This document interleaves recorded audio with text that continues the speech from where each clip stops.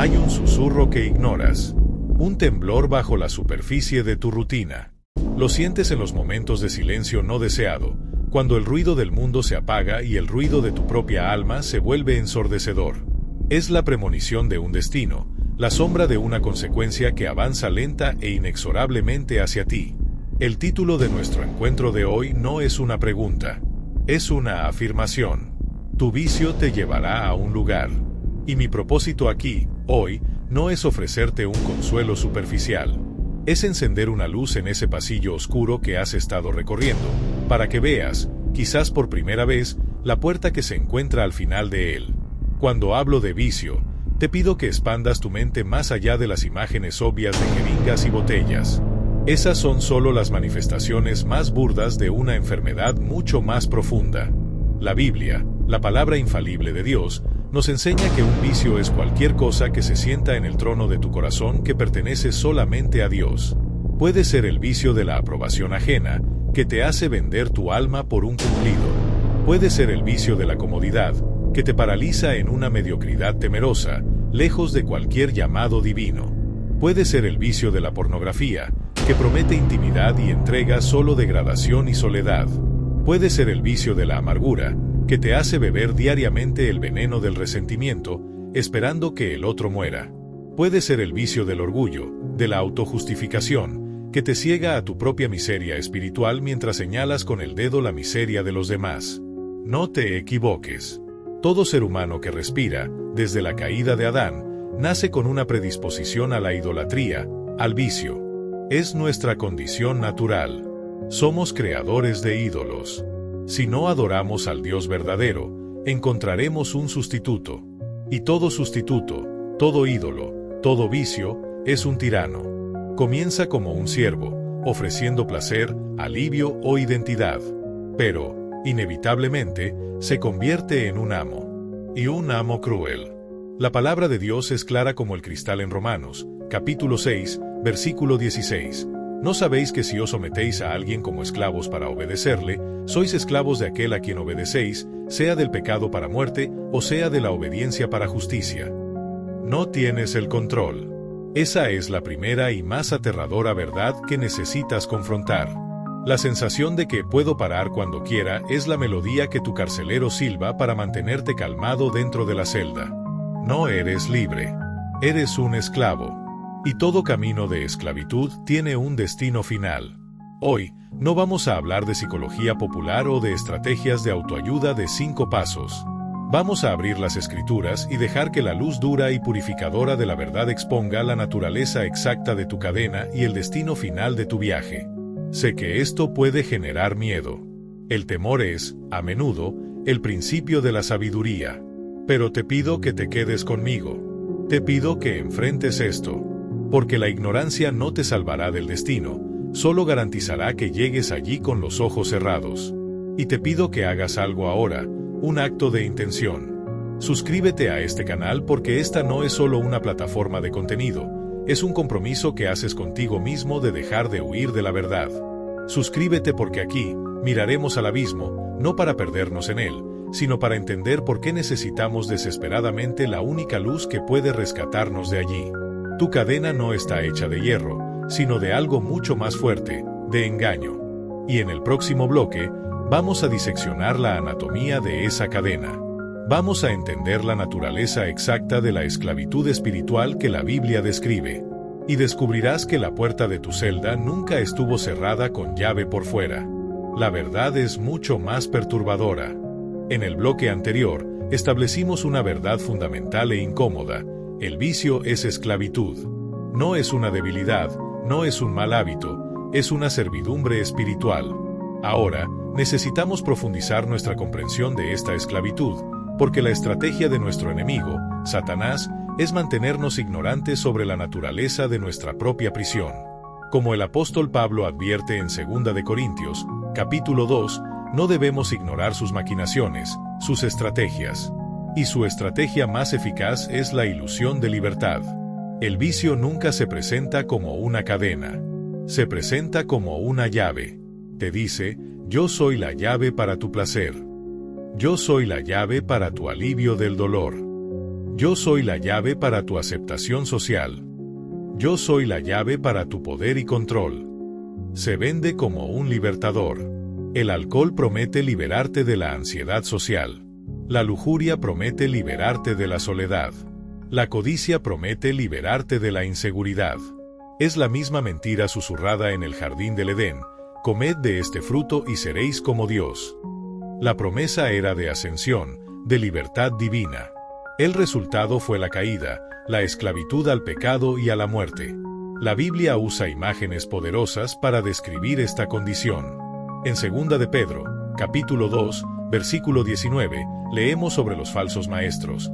Les prometen libertad, y son ellos mismos esclavos de corrupción. Porque el que es vencido por alguno es hecho esclavo del que lo venció. Piensa en esta frase: el que es vencido por alguno es hecho esclavo del que lo venció. ¿Qué te vence? ¿Cuál es el pensamiento que regresa incesantemente? ¿Cuál es el deseo que exige ser satisfecho, sin importar el costo? ¿Cuál es la sustancia, la práctica o la emoción sin la cual crees que no puedes vivir? Ahí está tu amo. Esta esclavitud opera en un ciclo engañoso. Primero, está la tensión del deseo. El alma, creada para encontrar su descanso en Dios, está inquieta. Hay un vacío, una sed. El profeta Jeremías lo describe perfectamente: porque dos males ha hecho mi pueblo. Me dejaron a mí, fuente de agua viva, y cavaron para sí cisternas, cisternas rotas que no retienen agua. Esa sed es real. Pero el vicio ofrece agua salada. Luego, viene la búsqueda y el acto. Cedes. Buscas a tu ídolo. Y por un momento, hay un alivio. Hay un pico de placer, una sensación de poder, un adormecimiento del dolor. Y en ese momento, la mentira parece verdad. ¿Ves? Funcionó. Esto me dio lo que necesitaba. Pero es un espejismo en el desierto. Inmediatamente después, viene el vacío y la culpa. El agua salada no solo no sacia la sed, sino que la aumenta. El placer se desvanece y lo que queda es un vacío aún mayor que antes, ahora acompañado por la vergüenza, la autocondenación. La cadena se aprieta. El amo se ríe. ¿Y qué hace esa culpa? Crea un dolor tan intenso que la única solución que el cerebro adicto conoce es buscar el alivio en la misma fuente que causó el dolor. El ciclo se reinicia, pero con cada vuelta, la cadena se vuelve más gruesa, el corazón más duro y la sensibilidad a la voz de Dios más débil. Esta es la anatomía de la esclavitud. Es un sistema de autoalimentación. El pecado genera culpa, que genera dolor, que genera un deseo de alivio, que lleva al mismo pecado. Es por eso que la fuerza de voluntad humana es tan patéticamente ineficaz contra un vicio real. Intentar romper este ciclo con tus propias fuerzas es como intentar apagar un incendio con gasolina. Cada esfuerzo nacido del orgullo y la autosuficiencia solo te enreda más profundamente. El rey David, un hombre conforme al corazón de Dios, entendió esto. Después de su terrible pecado con Betsabé, no oró: Dios, dame más fuerza de voluntad. Oró en el Salmo 51: Crea en mí, oh Dios, un corazón limpio, y renueva un espíritu recto dentro de mí. Entendió que el problema no estaba en su comportamiento, estaba en su corazón. La esclavitud no era externa, era interna. Y él no tenía el poder de realizarse un trasplante de corazón a sí mismo. Comprender que estás en una prisión cuyo mecanismo está diseñado para autoperpetuarse es aterrador. Pero es necesario. Necesitas llegar al final de tu propia fuerza. Necesitas ver la futilidad de tus propios intentos de reforma. Porque es solamente al final de ti mismo que puedes comenzar a buscar a un libertador real. Hemos visto la naturaleza del vicio como esclavitud. Pero esta esclavitud no es estática. Es un camino. Es un viaje. Y te está llevando a un lugar. En el próximo bloque, comenzaremos a describir ese destino. Y no es lo que la mayoría de la gente piensa. Antes de la muerte final, existe una muerte en vida, una antesala del infierno que el vicio construye a tu alrededor aquí y ahora, ladrillo por ladrillo. ¿Qué apariencia tiene ese lugar? Prepárate. Hemos establecido que el vicio es un camino de esclavitud. Y todo camino lleva a un destino. La mente humana, condicionada por una teología simplista, inmediatamente piensa en el infierno, en fuego y azufre. Y, sí, las Escrituras son inequívocas en que la paga del pecado es muerte, la separación eterna de Dios, que es la definición del infierno. Gálatas, capítulo 5, lista las obras de la carne: inmoralidad, impureza, idolatría, odios, celos, iras, y concluye con una sombría advertencia: los que practican tales cosas no heredarán el reino de Dios. Ese es el destino final y eterno. Pero lo que necesitamos entender, con temor y temblor, es que el infierno no comienza en el momento de tu muerte física. Proyecta su sombra hacia atrás, hacia tu vida aquí y ahora. Tu vicio no solo te llevará a la muerte eterna, te llevará a una muerte en vida. Construye, a tu alrededor, una versión particular y personalizada del infierno en la tierra. Exploremos la arquitectura de ese lugar. El primer pilar de este infierno personal es el aislamiento progresivo. El pecado, por su propia naturaleza, odia la luz. Como dijo Jesús en Juan, capítulo 3, todo aquel que hace lo malo, aborrece la luz y no viene a la luz, para que sus obras no sean reprendidas. Tu vicio te llevará a esconderte. Te convencerá de alejarte de relaciones genuinas y que te piden cuentas. Te hará mentir a aquellos que te aman. Creará un mundo secreto donde tú eres el único habitante, junto con tu amo tirano. Las personas que antes eran fuentes de alegría se convierten en amenazas, potenciales descubridores de tu secreto. La comunión con los hermanos en la fe se vuelve insoportable, porque la presencia de su santidad expone tu miseria. Lentamente, los puentes se queman. Te conviertes en una isla, y el océano a tu alrededor es de vergüenza y miedo. El infierno es, en su esencia, la ausencia de comunión, la soledad absoluta. Tu vicio te da una muestra de eso todos los días. El segundo pilar es la ceguera espiritual. Cuanto más cedes a un vicio, más se endurece tu corazón. La Biblia llama a esto tener la conciencia cauterizada. Aquello que antes te conmocionaba, ahora te divierte. Aquello que antes te causaba repulsión, ahora se convierte en tu apetito. La voz del Espíritu Santo, que antes era una advertencia clara, se convierte en un susurro cada vez más débil, ahogado por los gritos de tu deseo. Comienzas a reinterpretar la Escritura para justificar tu pecado. Llamas a lo malo bueno y a lo bueno malo. El profeta Isaías advirtió sobre esto. Te vuelves como los ídolos que adoras. Tienen boca, mas no hablan. Tienen ojos, mas no ven. Orejas tienen, mas no oyen. Te vuelves espiritualmente sordo, mudo y ciego. Miras tu propia destrucción y la llamas libertad. Esta es una condición terriblemente peligrosa, estar perdido y ni siquiera saber que estás perdido. El tercer pilar es la insaciabilidad perpetua. Salomón, el hombre más sabio que jamás haya existido, que persiguió todos los vicios de la carne y del ego, concluyó en Eclesiastés: el que ama el dinero, no se saciará de dinero, y el que ama el mucho tener, no sacará fruto. Esto se aplica a todo vicio. El ojo nunca se harta de ver, ni el oído de oír. La pornografía de hoy exige una versión más extrema mañana. La dosis de hoy exige una dosis mayor mañana. La emoción de la compra de hoy se convierte en el tedio de mañana. Tu vicio te llevará a un desierto donde no hay agua. Te mantendrá corriendo para siempre hacia un espejismo que retrocede a medida que avanzas. Es la sed de Tántalo, un tormento de deseo que nunca puede ser satisfecho, porque estás tratando de llenar un vacío del tamaño de Dios con algo que no es Dios. Aislamiento, ceguera e insaciabilidad. Esta es la arquitectura de tu prisión terrenal. Es una vida de rebuscar en la basura, como el hijo pródigo, que dejó la casa del padre y terminó deseando comer las algarrobas de los cerdos. Estaba vivo físicamente, pero estaba muerto en todos los sentidos que importan. Estaba aislado, ciego a su condición y perpetuamente hambriento. Esto es lo que tu vicio está construyendo para ti. Te está aclimatando para tu destino final. Te está enseñando el lenguaje de la soledad y la desesperación. Te está entrenando para vivir sin Dios, para que la eternidad sin Él no sea un shock tan grande. Esta descripción es sombría, lo sé, pero necesitamos ser honestos sobre el destino. Sin embargo, incluso en esta descripción terrible, hay una pista. Hay un detalle sobre el funcionamiento del vicio que, si se comprende, puede ser el comienzo del fin de su reinado. El vicio no gobierna por la fuerza, sino por un método mucho más sutil. En el próximo bloque, vamos a exponer la principal arma de su amo, la mentira fundamental que utiliza para mantenerte encadenado. Entender esta mentira es el primer paso para volverse hacia la verdad que libera. Hemos trazado la geografía del infierno en la tierra que el vicio construye, un lugar de aislamiento, ceguera y hambre perpetua.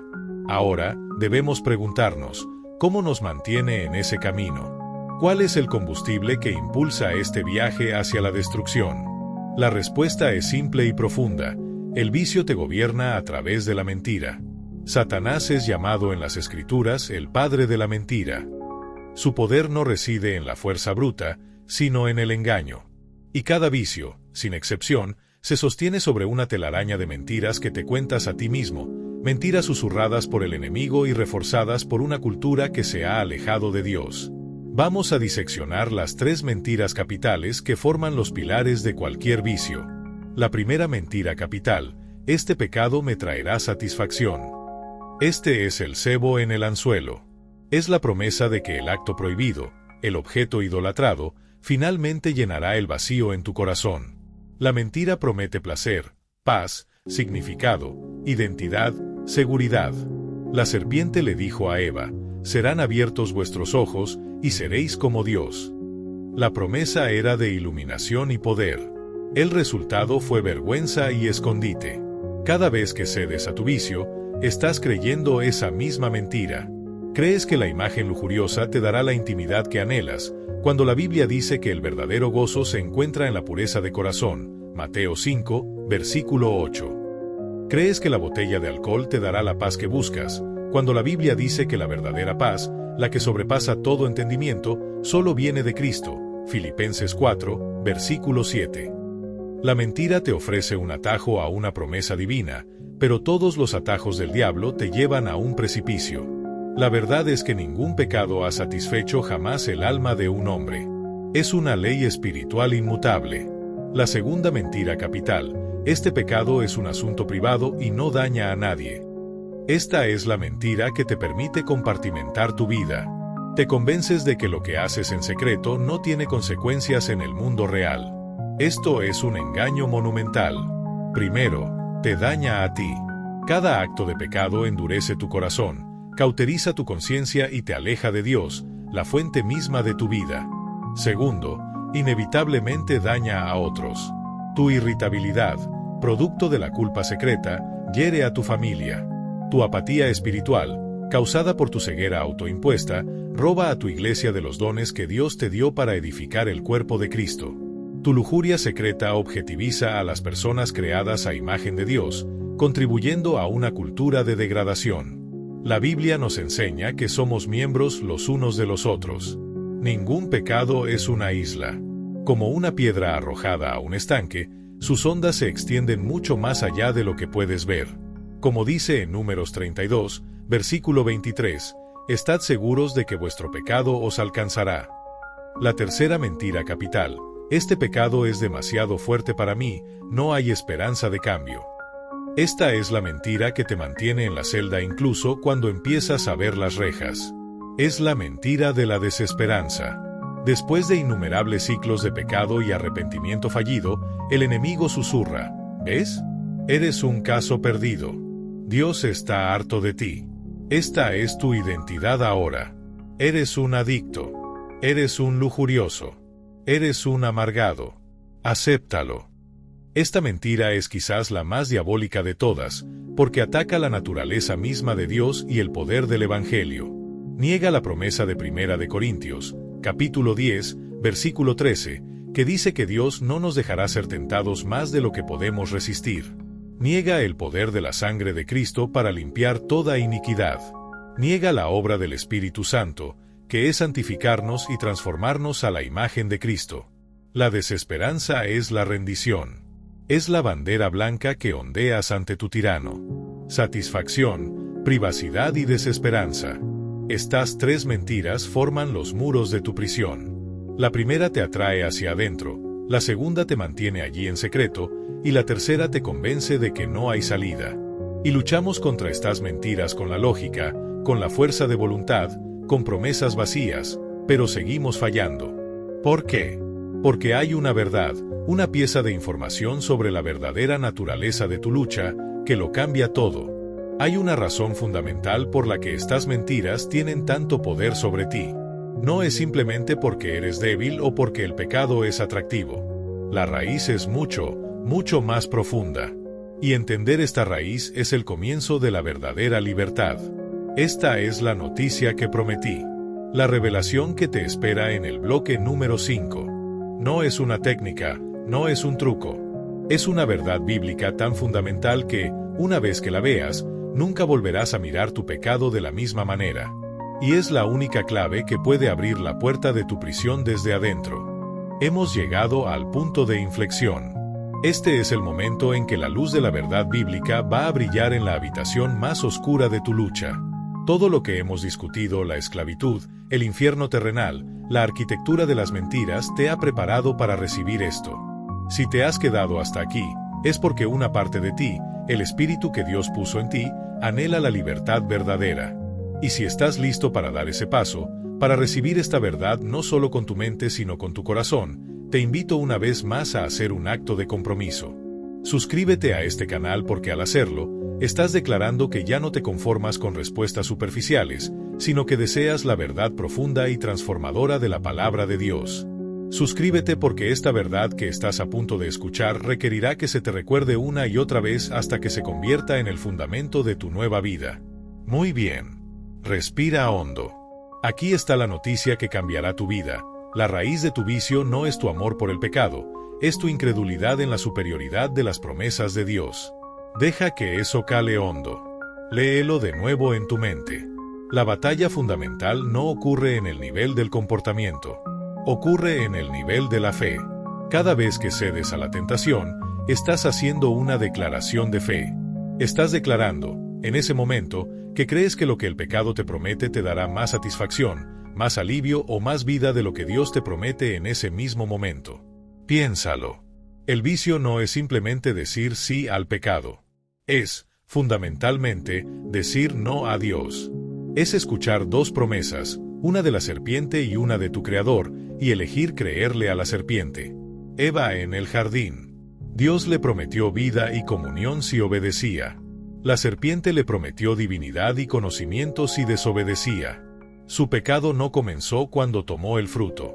Comenzó en el momento en que su corazón dudó de la bondad de la promesa de Dios y creyó en la bondad de la promesa de la serpiente. Fue un fracaso de la fe. Tú y yo hacemos lo mismo todos los días.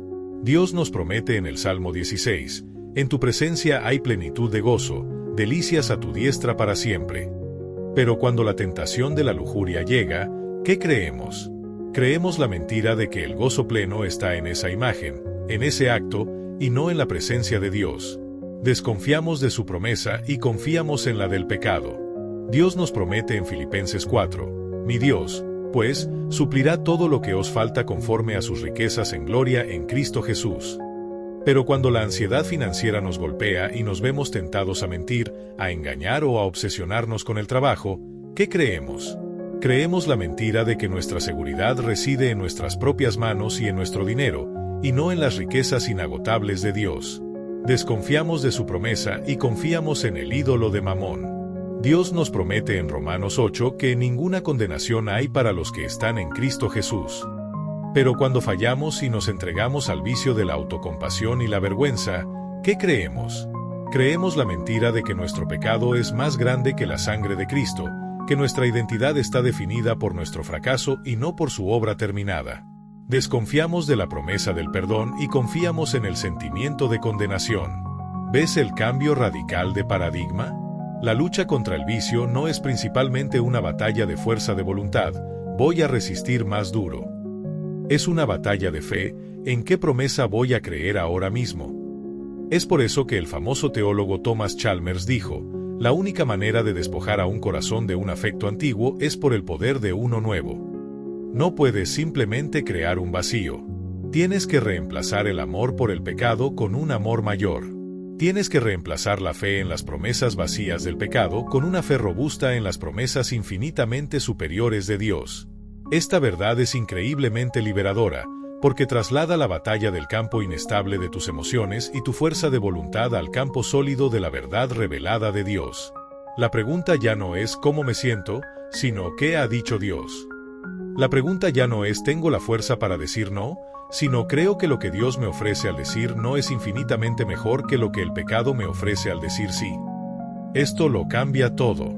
Significa que tu arma principal en la lucha contra el vicio no es la determinación, sino la meditación en las promesas de Dios. Significa que la victoria no se encuentra en enfocarte en tu pecado, sino en enfocarte en tu Salvador. El autor de Hebreos nos dice que miremos a Jesús, el autor y consumador de nuestra fe, quien por el gozo puesto delante de él, soportó la cruz. Él venció la tentación no solo resistiendo, sino anhelando una alegría superior. Ahora que entendemos que la batalla es una batalla de fe, ¿cómo la peleamos en términos prácticos? ¿Cómo pasamos de creer en la mentira a creer en la verdad en el calor del momento? Existe un método, una disciplina espiritual de 3 fases, que nos enseña a hacer precisamente eso. No es una fórmula mágica, sino un entrenamiento de combate espiritual. Y en el próximo bloque, comenzaremos a desglosar esta estrategia divina. Te revelaré la primera fase, el acto que detiene la espiral de incredulidad y abre una ventana para que la fe respire. Prepárate para aprender a desenvainar la espada del Espíritu, que es la palabra de Dios. Hemos llegado al corazón práctico de nuestra guerra espiritual. La revelación del bloque anterior fue crucial. La batalla contra el vicio es una batalla de fe. Se gana o se pierde en el campo de batalla de lo que creemos momento a momento sobre las promesas del pecado versus las promesas de Dios. Sabiendo esto, ahora podemos aprender la estrategia de combate. Esta estrategia, que llamaremos el camino del arrepentimiento fiel, consta de 3 fases. La primera fase es el fundamento, el momento en que interrumpimos la ofensiva del enemigo y establecemos nuestra posición defensiva. La primera fase es la detención y la confesión inmediata. Analicemos esto. El ciclo del pecado, como vimos, depende de la velocidad y la inconsciencia. La tentación surge, y antes de que nos demos cuenta, ya hemos cedido. Es una reacción casi automática, un surco neuronal profundo en nuestro cerebro y en nuestro espíritu. El primer acto de guerra es, por lo tanto, detener ese impulso. Es el mandato bíblico de estar firmes. Cuando la tentación aparece, antes de cualquier otra cosa, debes detenerte. Respira. Crea una pausa deliberada entre el estímulo y tu respuesta habitual. Este acto de detenerse es, en sí mismo, un acto de fe. Es decir, no tengo que seguir este guión. Hay otra opción. En esa pausa, por breve que sea, es donde comienza la libertad. Pero detenerse no es suficiente. El poder de esta primera fase reside en lo que haces en esa pausa. Y eso es la confesión inmediata. Ahora, cuando hablo de confesión, no me refiero al acto de contarle a otra persona, aunque eso es vital y lo tocaremos más adelante. Me refiero a la confesión vertical, a Dios. Confesión, en su raíz bíblica, homologeo, significa decir lo mismo que o estar de acuerdo con. Confesar tu tentación a Dios es estar de acuerdo con Él sobre su naturaleza. En lugar de debatir con la tentación, o tratar de racionalizarla, o simplemente resistirla con los dientes apretados, te vuelves a Dios en oración, incluso si es una oración de 1 segundo, y dices lo mismo que Él dice al respecto. Se ve así. La tentación de la lujuria surge. Pausa. Oración. Padre, reconozco este deseo. Estoy de acuerdo contigo en que esto es inmoralidad. Estoy de acuerdo contigo en que esto no me satisfará. Lo llamo por su nombre, pecado. Lo traigo a tu luz. La tentación de la amargura y el resentimiento hierve en tu corazón. Pausa. Oración. Señor, reconozco esta ira. Estoy de acuerdo contigo en que la falta de perdón es un veneno. Estoy de acuerdo contigo en que me has llamado a perdonar como tú me perdonaste. Lo llamo pecado. Lo pongo ante tu cruz. La tentación de la ansiedad y el control te consume. Pausa. Oración. Dios, reconozco este miedo. Estoy de acuerdo contigo en que esto es incredulidad en tu soberanía y tu cuidado. Estoy de acuerdo contigo en que me has llamado a echar toda mi ansiedad sobre ti. Lo llamo pecado. Lo rindo a tus pies. ¿Ves lo que sucede aquí? La confesión inmediata y específica arranca la tentación del reino de las sombras y la expone a la luz de la verdad de Dios. El pecado prospera en el secreto y en la ambigüedad. Al llamarlo por su nombre y estar de acuerdo con la evaluación de Dios sobre él, le quita su poder de engaño. Ya no es una necesidad o un pequeño alivio. Es pecado. Es rebelión. Es elegir la cisterna rota en lugar de la fuente de agua viva. Este acto es el antídoto directo a la ceguera espiritual de la que hablamos. Es una práctica de mantener el corazón tierno y la conciencia clara. Primera de Juan, capítulo 1, versículo 9 nos promete: si confesamos nuestros pecados, Él es fiel y justo para perdonar nuestros pecados y limpiarnos de toda maldad. Aunque este versículo se aplica a la confesión después de pecar, el principio de traer las cosas a la luz es el mismo. La luz desinfecta. Practicar la detención y la confesión inmediata es como instalar un sistema de alerta temprana en tu alma. Al principio, la alarma sonará cuando ya hayas caído. Pero a medida que practiques, comenzarás a escucharla sonar cuando estás a punto de caer. Y con el tiempo y la gracia de Dios, la oirás en el momento en que la tentación aparece por primera vez en el horizonte. Esta primera fase, por sí sola, puede revolucionar tu vida. Pero es solo la defensa. Detiene el ataque enemigo. Pero para ganar la guerra, no solo debemos defendernos, sino también contraatacar. Después de haber confesado la mentira, debemos armarnos activamente con la verdad. Y eso nos lleva a la segunda fase de nuestro camino. En el próximo bloque, aprenderemos a desenvainar la espada. Después de haber expuesto la promesa vacía del pecado, aprenderemos a aferrarnos a la promesa infinitamente superior de Dios. Esta es la fase que reemplaza el afecto por el pecado con un afecto aún mayor por Cristo. Hemos aprendido la primera fase de nuestro combate espiritual, la detención y la confesión inmediata. Hemos detenido el avance del enemigo y hemos arrastrado su engaño a la luz de Dios. Ahora, debemos pasar de la defensa a la ofensiva. No es suficiente con vaciar la casa de los malos espíritus, debemos llenarla con la presencia del Espíritu Santo. Esto nos lleva a la segunda fase, el corazón de la batalla de la fe, la lucha con la promesa superior. Recordemos nuestra revelación central. Cada vicio se alimenta de creer una mentira sobre la satisfacción que el pecado ofrece. La única manera de derrotar una promesa es con una promesa mejor. La única manera de derrotar un placer falso es con un placer verdadero y superior. Esta fase consiste en encontrar, creer y luchar con las promesas específicas de la palabra de Dios que son directamente opuestas a las promesas de tu tentación particular.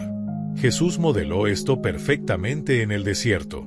A cada una de las 3 tentaciones de Satanás, él no respondió con fuerza de voluntad, sino con la palabra escrita. A la tentación de convertir las piedras en pan, la promesa de la satisfacción inmediata, Jesús respondió con la promesa superior de que el hombre no vive solo de pan, sino de cada palabra que sale de la boca de Dios. A la tentación de arrojarse del templo, la promesa de la validación espectacular, respondió con la advertencia de no poner a prueba al Señor.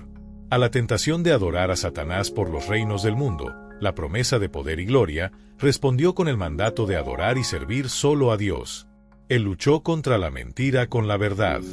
Nosotros estamos llamados a hacer lo mismo. Esto requiere trabajo. No es un proceso pasivo. Debes convertirte en un estudiante de la Biblia, buscando activamente las promesas que se aplican a tus áreas de debilidad. Debes crear un arsenal de versículos y verdades para cada una de tus luchas. Veamos cómo funciona esto en la práctica. Lucha contra la lujuria. La lujuria te promete unos segundos de placer intenso y anónimo. ¿Cuál es la promesa superior de Dios? El Salmo 16, versículo 11. En tu presencia hay plenitud de gozo, delicias a tu diestra para siempre. La lujuria ofrece un charco sucio, Dios ofrece un océano de deleite eterno. Debes predicarte esto a ti mismo. Satanás, tu promesa de placer es fugaz y deja un residuo de vergüenza. Pero mi Dios me promete plenitud de gozo. Elijo creer en la promesa de Dios. También luchas con la promesa de la santidad y la comunión. Hebreos 12, versículo 14, nos insta a buscar la santidad, sin la cual nadie verá al Señor. La lujuria te ciega a Dios, la pureza te prepara para verlo. ¿Qué promesa es superior? Lucha contra la ansiedad y el miedo. La ansiedad te promete que si te preocupas lo suficiente, de alguna manera podrás controlar el futuro. Es un intento de sentarte en el trono de Dios. ¿Cuál es la promesa superior? Primera de Pedro, capítulo 5, versículo 7.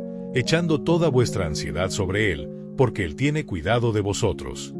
La ansiedad te dice que debes llevar tu carga solo. Dios te promete que Él, el Creador del universo, cuidará personalmente de ti.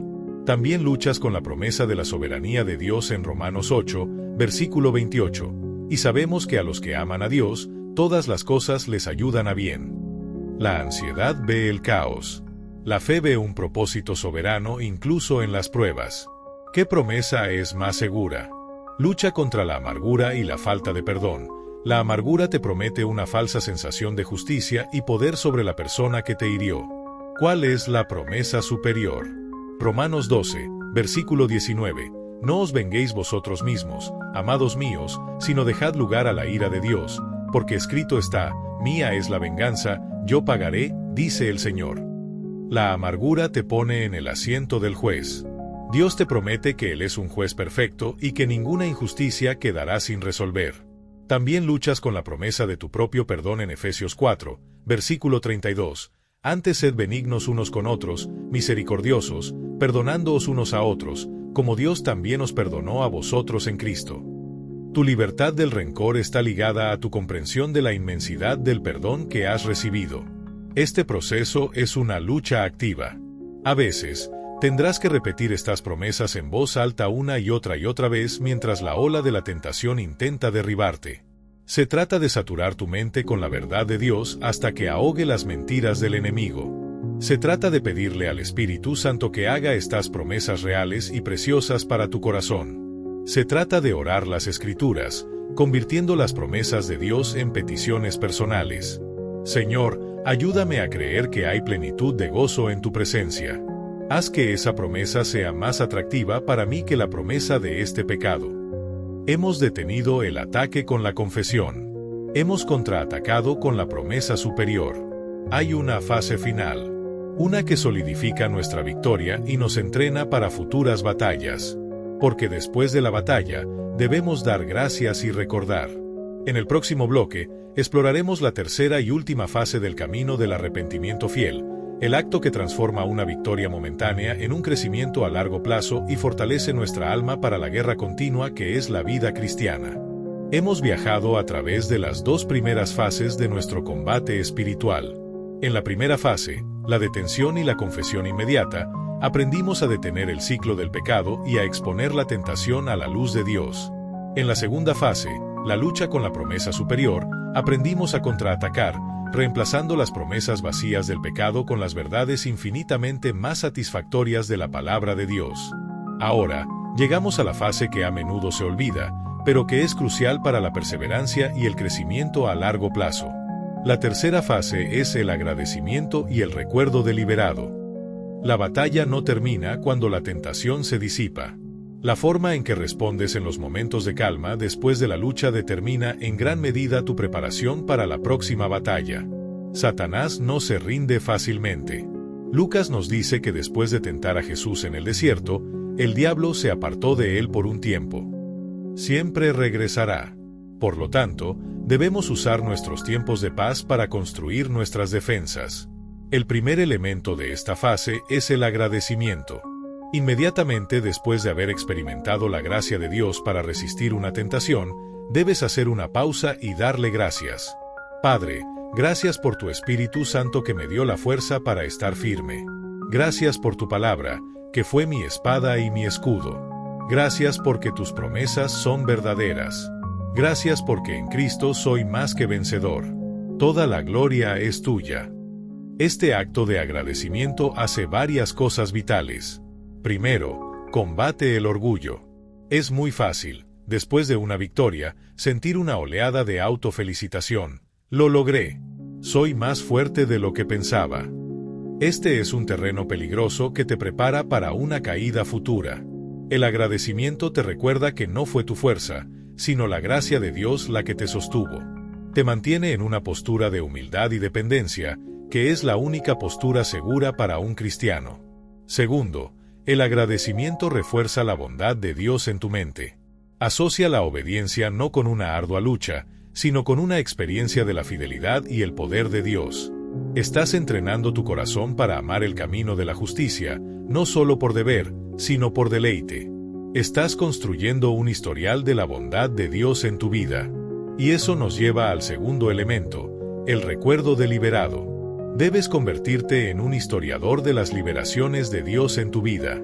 En el Antiguo Testamento, Dios instruía constantemente a Israel a establecer memoriales, montones de piedras, fiestas, canciones para recordar sus actos de salvación. ¿Por qué? Porque somos un pueblo olvidadizo. Olvidamos rápidamente el dolor de la esclavitud y la alegría de la liberación, y comenzamos a anhelar las cebollas de Egipto de nuevo. Te animo a que lleves un diario. Escribe las batallas. Anota la fecha, la naturaleza de la tentación, las mentiras que el enemigo susurró, y luego, crucialmente, las promesas de Dios con las que luchaste y la liberación que Él te dio. Cuando llegue la próxima ola de tentación y la mentira de la desesperanza comience a susurrar, nunca cambiarás, puedes abrir ese diario y leer. Eso no es verdad. Recuerdo el mes pasado, cuando Dios me dio la victoria sobre esto mismo. Recuerdo su fidelidad. Si lo hizo entonces, puede hacerlo de nuevo ahora. Este diario se convierte en tu Ebenezer, tu piedra de ayuda, como la que Samuel erigió diciendo: hasta aquí nos ayudó Jehová. Es un testimonio tangible de la fidelidad de Dios en tu historia personal. Es una armadura contra las mentiras de la desesperanza. Además, esta fase incluye el recuerdo de la comunidad. La lucha cristiana no es un deporte individual.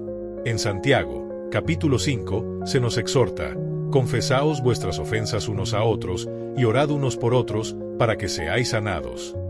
Busca a uno o dos hermanos o hermanas maduros en la fe, y comparte tus luchas y tus victorias con ellos. Pídeles que oren por ti. Pídeles que te pregunten cómo te va. Esto trae tu batalla del secreto a la luz de la comunidad, lo cual es un poderoso disuasivo para el pecado. Y cuando celebras las victorias con otros, la alegría se multiplica y la fe de todo el grupo se fortalece. Así que el ciclo completo de la victoria se ve así: detenerse y confesar, luchar con la promesa, agradecer y recordar. Este es el ritmo de la santificación. Es un proceso, no un evento único. Habrá días en que fallarás. Habrá días en que caerás. En esos días, el camino no cambia. Te levantas, corres a la cruz, confiesas tu pecado, no solo la tentación, te aferras a la promesa del perdón en 1 de Juan 1, versículo 9, y comienzas de nuevo, todo por la gracia de Dios. Ahora tienes el mapa. Tienes la estrategia de batalla. Sabes a dónde te lleva el vicio, y ahora sabes cuál es el camino para alejarte de él. El destino de la esclavitud es la muerte, pero el destino del arrepentimiento fiel es la vida. En nuestro bloque final, uniremos todo y pintaremos un cuadro de esa vida, y te haré una última invitación para que te embarques en este camino de forma permanente. Hemos llegado al final de nuestro mapa, pero al verdadero comienzo de tu peregrinaje. Hemos emprendido un viaje solemne, comenzando con el temor de un destino terrible y avanzando hacia la esperanza gloriosa del Evangelio. Permíteme recapitular el camino que la palabra de Dios ha iluminado para nosotros. Comenzamos enfrentando la cruda realidad de que nuestro vicio, sin importar cuán sutil sea, es esclavitud, y que esta esclavitud nos está llevando a un infierno en la tierra, un lugar de aislamiento, ceguera e insaciable anhelo. Vimos que esta prisión está construida con las mentiras del enemigo, la mentira de la satisfacción, la mentira de la privacidad y la mentira de la desesperanza. Entonces, en el corazón de nuestro viaje, en el bloque número 5, descubrimos la revelación que lo cambió todo.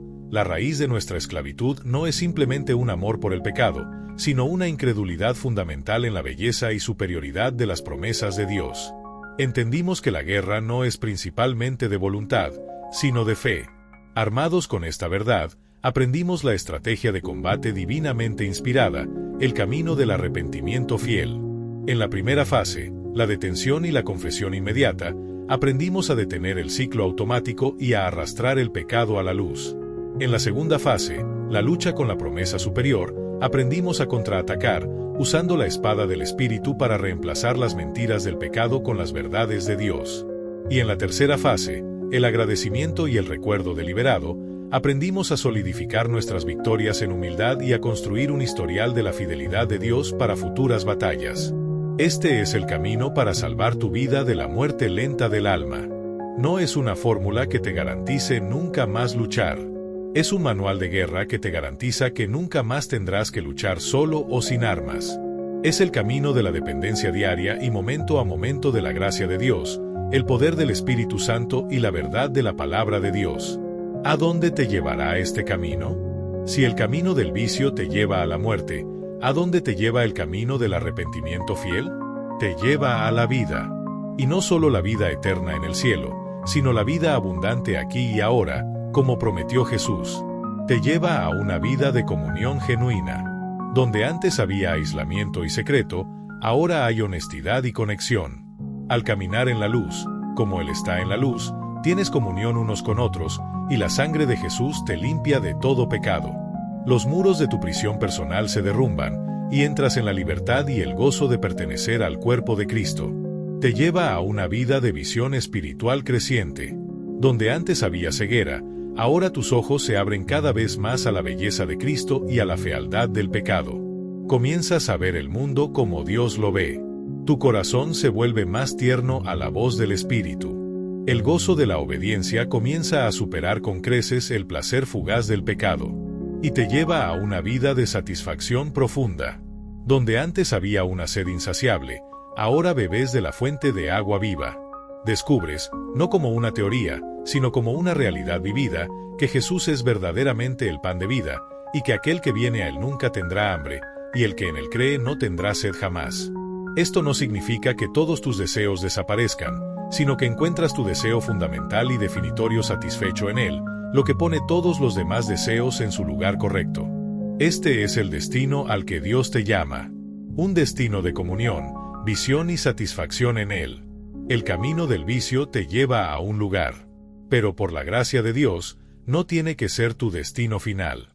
Hoy, en este momento, puedes elegir un nuevo camino, un nuevo destino, un nuevo amo. La elección es tuya. Este no es el final. Es una invitación a un nuevo comienzo. Y si deseas continuar en este camino, si deseas ser equipado, animado y desafiado por la verdad de la palabra de Dios, entonces te hago una última invitación. Suscríbete a este canal porque la guerra espiritual es una maratón, no un sprint, y necesitarás un suministro constante de la verdad para nutrir tu alma para el viaje que tienes por delante.